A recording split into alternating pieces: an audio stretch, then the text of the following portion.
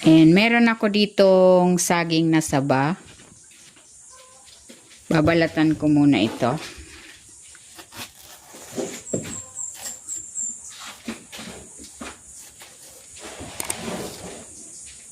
And then, hihiwain ko ito into 4. Ayan, ganyan lang.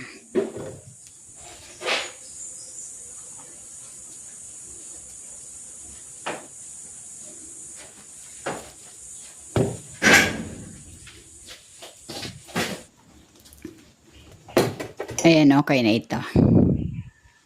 And ilalagay ko na dito sa kawali yung hiniwa kong saging.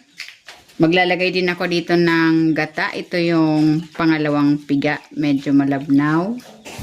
Maglalagay ako ng asukal. Kunting asin. At ng pandan flavoring dahil wala tayong pandan leaves. Ayan, papakuluan muna natin ito.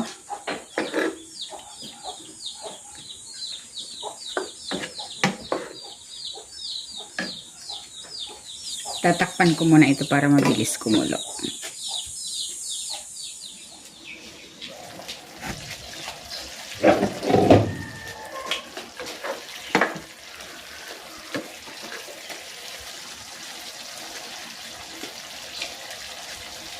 And ilalagay ko na itong coconut cream. Ito yung unang piga.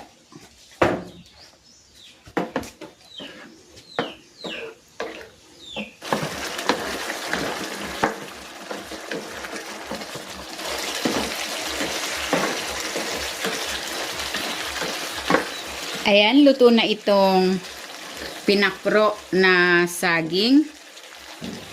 Pahanguin ko na ito.